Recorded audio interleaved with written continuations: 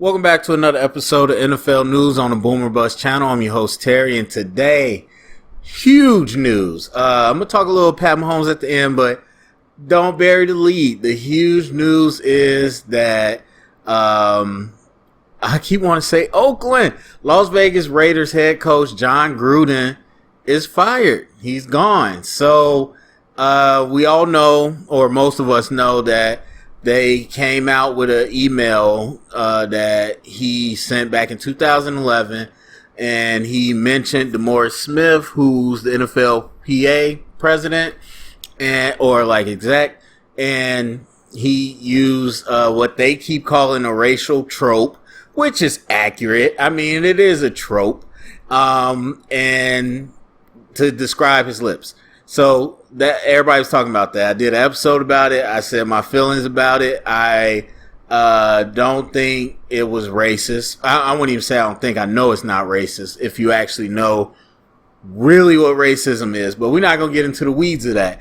The point is, again, I was like, he's talking about a person. He's not talking about a group of people. He's not generalizing. He's talking about a person. DeMaurice Smith has big lips. That is the truth.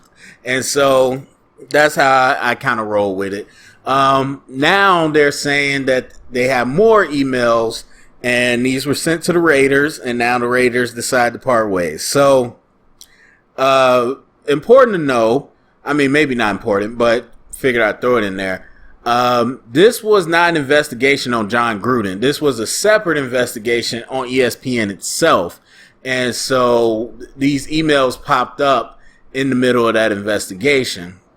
And then obviously this took on its own life once people heard what they heard about it. And so they sent these other emails. And Gruden, apparently, I didn't watch his conference, but he admitted to saying stuff about Goodell. So now some of that stuff is out. There's I want to say the New York Times article. That one's out, and that has some of the actual language from it, but I haven't seen the full emails, but it has some excerpts.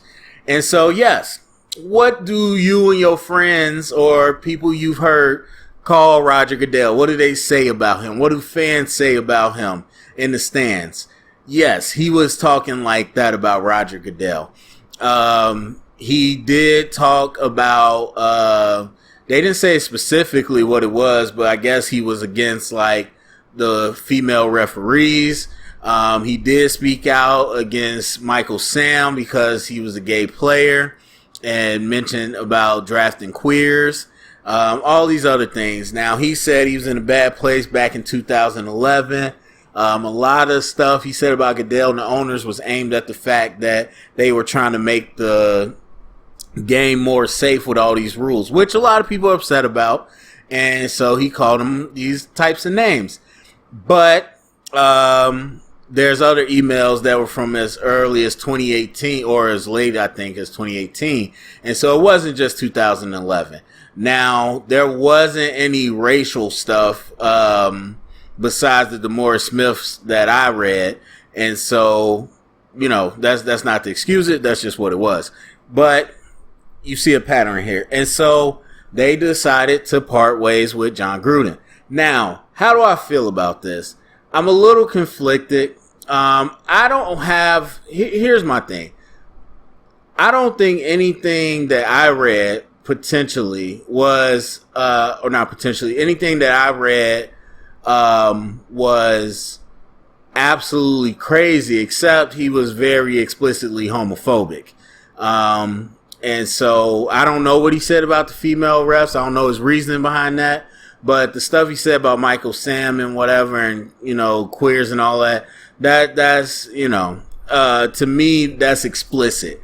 I'm not making a moral judgment on any of this, but I'm saying what's explicit and what it is. Because even if you had a situation where we just heard about the DeMaurice Smith and nothing else, it was just again, talking about is that racist or not, I wouldn't say so. Now, if you have a situation where it was 50 emails, not even 50, but 5 more emails where he's continuing to do these things on different people, or he's categorizing anybody as a group, now you have a pattern of behavior. And even though this isn't explicitly racist, you clearly have a pattern or behavior where he has a certain set of views. And they also talked about him talking about Obama and Biden and all that stuff. So I have no problem with a team saying, here's our line of morality. There's certain things we don't cross. For whatever reason, maybe it's important to the owner, maybe it's important to the community, the city they in, whatever. I have no problem with a group saying, this is important, we don't cross this line. We don't want people in our organization that aren't for this. Don't have a problem with that. What I do have a problem with is hypocrisy. And so we didn't have, again, anything, I would say, definitely nothing illegal or anything that. So then again, it comes down to a moral judgment. Me personally, all the stuff he said was messed up. But again, I understand that the team might not have that type of moral line. But if you do, then it needs to be consistent. What I feel like they just threw Gruden under the bus. And it's not like it's new. We see that everywhere. People want to act like they had a moral high ground when they're the ones that's not in trouble. People are quick to throw people on the bus, say how terrible it was. I don't stand for that. And then when they get caught, it's like, oh God. Like, you can say whatever you want. Just saying stuff don't mean a whole lot. Now, actually doing the action and all that means something. And so if it's a situation where somebody's a great talent or somebody's a great friend or whatever it is, and you're still holding them accountable the same way, or if you knew about the emails and it wasn't public and they just came out and said, hey, we releasing Jon Gruden. Why? We found out about some stuff that we just can't stand for. Then that I would understand. Now, if this didn't come out public, are they doing what they did with Jon Gruden? I don't know. It's the same thing with anything we see in the league. If Trump doesn't come out and politicize the whole taking the knee thing, do NFL teams feel the need to blackball certain players because they think the fans won't come buy tickets? It's a whole domino effect. And so if you are being consistent and being truthful, then I'm fine with it. But the Raiders, of all teams, I don't really believe that, and I don't want to hear it. And I'll be 100%. I don't know for a fact. I'm sure there's many things you could point to in the past. But as far as like this leadership group and all that, I don't follow the Raiders that heavy, so there might be recent examples. There might be no examples. But if you asking me, just on what the situation, I feel like they throwing them under the bus. I don't feel like the Raiders have a high moral character and they're doing it because it's the right thing. I feel like they throwing him under the bus. And again, I can feel that way and still agree that for me personally, the stuff he was saying and the way he feel about things is not cool. Absolutely not cool. But I don't own an NFL team, and so I'm not the one to say if it's crossing the line or not. So that's how I feel about the whole thing. Now, switching gears slightly to Pat Mahomes, I was thinking about this, and I wasn't really going to record it, but then this news happened, so I figured I'm on the mic, why not? Pat Mahomes, I think, is slightly regressing. And obviously, I'm not the first person that you probably heard that from today. Many outlets have been talking about that since the game. Now, I don't think it was just the Bills game. I've been thinking this for a little bit of time, and that's why I wanted to kind of talk about it, because essentially, it's not to say that he doesn't have talent. Again, we're talking about digressing. He has the talent. We know what he can do. I think he's digressing for the simple fact, which most people probably would agree, that he has too much overconfidence. And I don't think reckless is a style of play. As much as some people want to talk about gunslinger, some people want to think of it that way, I don't think reckless is a style of play. You can be reckless sometimes, but if you're just a reckless person and that's just how you play, that's going to be a bad combination. At some point, we talk about a lot about the Chiefs' defense not being up to par and the offense kind of carrying the load. That's cool. But what the Chiefs showed and what we see with some of these teams these days is that, yes, the offense can carry the load, but the defense has to make plays at some point. At some point, even if it's one or two, they have to be able to get a stop, a punt, something.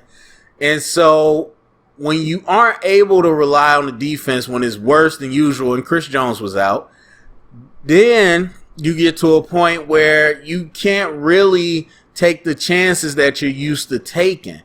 And I was just talking about this with my Bears team. Winning and how you win is different. And so, not that I don't think the Chiefs are capable, but you talk about the being behind a lot last year. You talk about winning these games close, not being interested. They talked about all this last year, and we saw them get wrecked in the Super Bowl. Now, yes, they didn't have the offensive line, but even still, you can just tell that they were not locked in at a level that the Bucs were. And this idea, which you can have confidence, that's cool, that this idea that we can come back whenever we want to, but when you cross over to cockiness, when you up your own butt, it becomes a problem. And that's just as a team. As Mahomes himself, and he said it himself, even after an incredible first 2 years, he's like, I'm still learning. I'm still not totally there. And while I think he was an upper echelon in most things, that doesn't mean he's perfect. And so when you lose the drive to perfect your craft because you think I'm going to just go out there and do it, that's when you're in danger of regressing. And I think, with a quarterback, it's physical, but it's really mental. And so it's very possible for him to have the strongest arm still, to still have good mobility and balance and all that, and still regress from the simple fact that his decision making isn't great.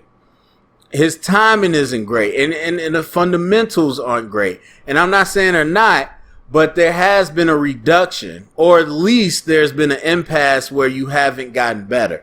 Now, I think if he locked in, he could do everything on the level we expect him to.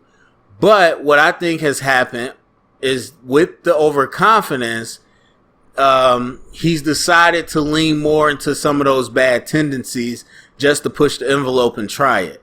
And that's kind of how I feel. And again, slightly. I'm not saying Mahomes is bad. I'm not saying he sucks. None of that stuff. Mahomes is still top tier quarterback, but he's definitely not as good of a quarterback as he could have been if he locked in each year and grew. I think he got a little too satisfied with his own, his own stuff.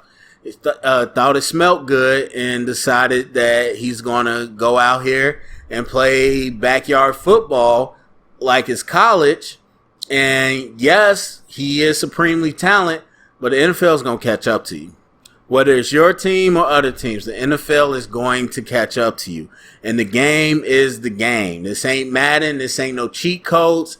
The game is the game. When you turn the ball over, when you have a defense that doesn't get turnovers, when you have a defense that doesn't get stops, it's tough to win the games. That's just what it is.